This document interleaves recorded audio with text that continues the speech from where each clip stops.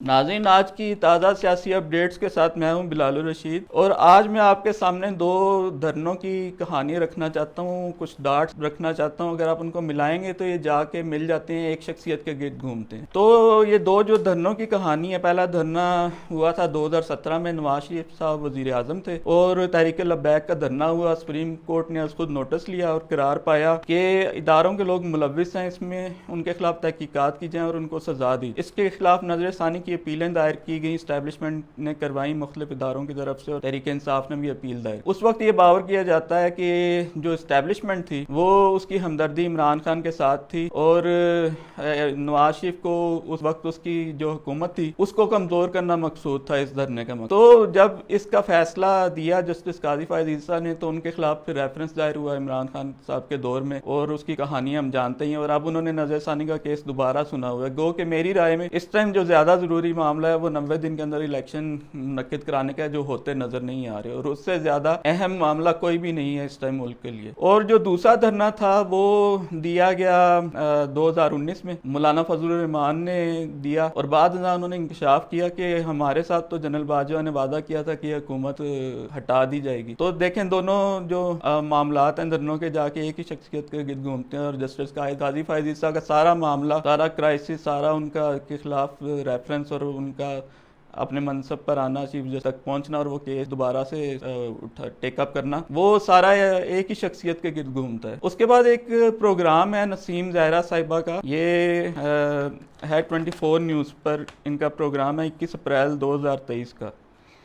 और उसमें जो इंकशाफात हैं वो बंदा सुनता है तो बंदा कि आर्मी चीफ के मुतल्लिक ये इंकशाफात अगर हो रहे हैं तो अगर ये झूठ बोल रहे हैं हामिद मीर साहब और नसीम ज़ाहिरा साहिबा, तो इनको इनके खिलाफ कार्रवाई क्यों नहीं होती? और अगर सच बोल रहे हैं तो ये किस कदर खौफनाक सच है कि मुल्क की जो सलामती है वो दाव पे लगी हुई थी और किसी को कानो कान खबर नहीं थी। वो कहते हैं कि कश्मीर का सौदा हो चुका था और भारत ने कश्मीर की खसूसी हैसियत ख़त्म करके उसे जम कर लिया था अपने अंदर।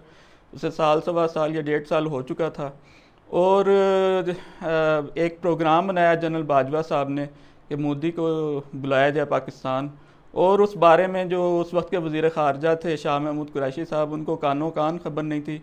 अलबत्ता इमरान खान के कान से दोनों जनरल हजरात, जनरल कमर बाजवा और जनरल फैज़ साहब ने गुजार दी थी। तो उसको रजिस्ट किया शाह महमूद कुरैशी साहब ने अपनी तबीयत के ख़िलाफ़ जाते हुए, और उस पर जनरल बाजवा साहब बड़े गुस्सा हुए।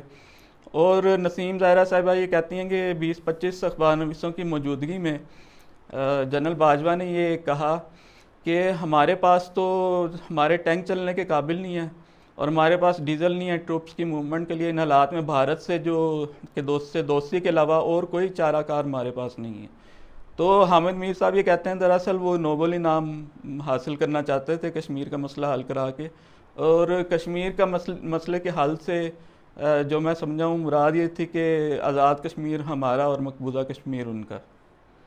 तो इस खौफनाक प्रोग्राम पे कोई कार्रवाई नहीं हुई और नसीम ज़ाहिरा साहिबा ने तो यहाँ तक कह दिया कि इस पर तो उनका कोर्ट मार्शल होना चाहिए था। इमरान खान ये कहते हैं कि सदर आरिफ अलवी के हमरा उनकी मुलाकात हुई जनरल बाजवा साहब से खुफिया तौर पे। ये बात है मार्च की, गालबन जब इस साल की मार्च की, जब इमरान खान साहब अभी गिरफ्तार नहीं हुए थे। तो जनरल बाजवा ने उनसे कहा कि अगर आप इलेक्शन चाहते हैं तो आप पंजाब और पख्तूनख्वा की असम्बलियाँ तहलील कर दें, इलेक्शन हम करा देंगे, या लुब्बे लुबाविया तक इलेक्शन तो आज खुद ही हो जाएंगे उसके नतीजे में जब 2 असम्बलियाँ नहीं रहेंगी। तो इमरान खान कहते हैं कि मैंने उनकी बात पर एतबार किया। जो तीसरा मामला, ये भी जाके कहानी उनके उसी शख्सियत के गिर्द घूमती है। और आप ये देखें कि मामलात को बड़ी चालाकी के साथ कंट्रोल करने की कोशिश की गई, हर फरीक के साथ राब्ते में रहा गया, हर किसी को यकीन दहानियाँ कराई गई, किसी से धरना करवाया गया। तो आप ये देखेंगे चालाकी के साथ मामलात को हैंडल करने की कोशिश की गई। इस तरह के काम रहमान मलिक साहब किया करते थे। उन्होंने एक दफ़ा ताहिरुल कादरी साहब धरना देने आ रहे थे इधर इस्लामाबाद, तो उन्होंने कहा कि ताहिरुल कादरी साहब से कहा कि आप जो है ना जहाँ तक जाना चाहते हैं जाएं। और उस वक्त के कमिश्नर थे तारिक पीरज़ादा साहब, उनसे कहा कि अगर इस पॉइंट से आगे आए तो आपने इनके ऊपर दावा बोल देना है। तो उसके बाद जो तारिक पीरज़ादा साहब थे, उन्होंने फिर उनकी हिदायत सुननी छोड़ दी और फिर इनके आपस में तल्लुकात बातचीत जो थी वो तकरीबन बंद हो गई थी।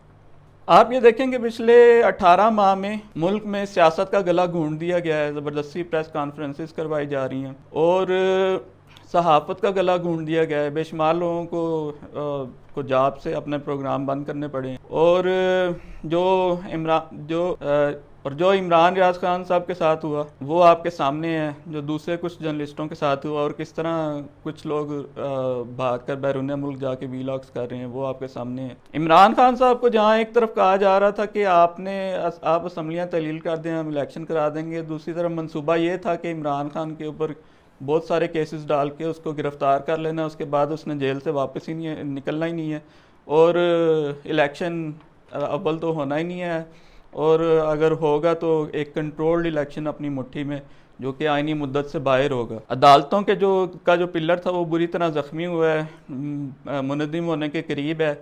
अदालतें जो फैसले देती हैं वो इम्प्लीमेंट नहीं होते। अगर अदालत कहती है इस शख्स को गिरफ़्तार नहीं करना, वो फिर भी गिरफ़्तार हो जाता है बाहर से, और अगर अदालत 10 दफ़ा कहती है कि इस शख्स को अब हरगिज़ गिरफ़्तार नहीं करना, तो फिर भी वो गिरफ़्तार कर लिया जाता। और अदालत अगर ये कहती है कि फ़लाँ तारीख को इलेक्शन होंगे तो वो इलेक्शन नहीं मुनक्किद किए जाते। तो एक तरह से जो अदलिया का जो पिलर है वो मिसमार ही हो चुका है। अब इस सब की कीमत क्या है? इस सब की कीमत है कौमी सलामती। आप ये देखेंगे मुल्क में इस वक्त जगह जगह पे खुद कुछ धमाके हो रहे हैं और सोशल मीडिया पर मैसेजेस फैल रहे हैं कि ये इतने खौफनाक वाक़यात हैं और इनके ऊपर किसी किस्म का नोटिस नहीं हो रहा। दरअसल जो दहशतगर्दी के ख़िलाफ़ जंग थी जिसमें पाक फ़ौज ने जो जीती थी, वो कोई मजाक नहीं था। ये बड़ी खूनखार जंग थी जिससे कई ममालिक इसमें डूबे और पाकिस्तान बच निकला। लेकिन अब चूँकि जो हमारी इस्टेब्लिशमेंट है उसकी तवज्जो उसने सियासत भी संभालनी है, सहाफ़त भी संभालनी है और अदालत भी संभालनी है।